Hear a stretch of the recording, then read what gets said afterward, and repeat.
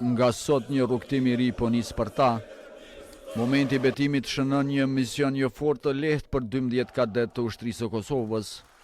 Në një ceremoni solemne ata sot shënuan fundin e shkollimit 4 vjeçar të përgatitjes akademike ushtarake të gjeneratës 2026 në Qendrën për Studime Universitare të Akademisë së Mbrojtjes. Nderime atë dheut.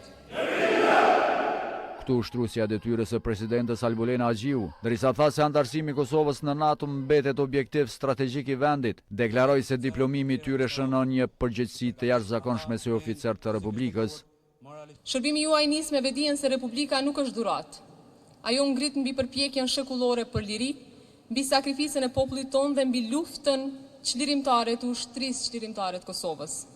Heroizmi i komandantit legjendar Adem Jashari dhe sakrifica e familjes Jashari mbeten përjetësisht simbol i guximit i lirisë dhe i vendosmërisë së popullit tonë për të jetuar i lirë. Duke e quajtur diplomimin e këtyre kadetëve si ditë krenarie për Kosovën, kryeministri në detyrë Albin Kurti tha se në mandatin e ardhshëm synohet investimi 1 miliard eurove në mbrojtje.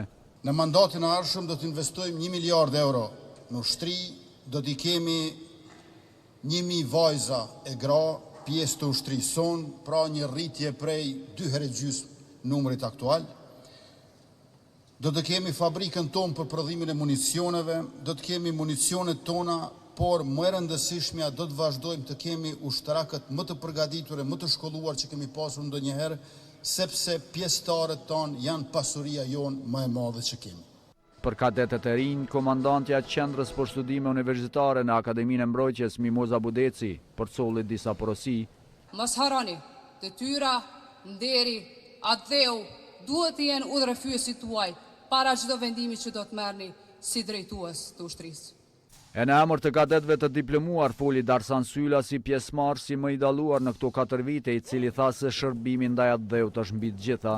Rruga jo nuk fillon me ne. Ajo është vazhdimi një historie të shkruar me sakrificë.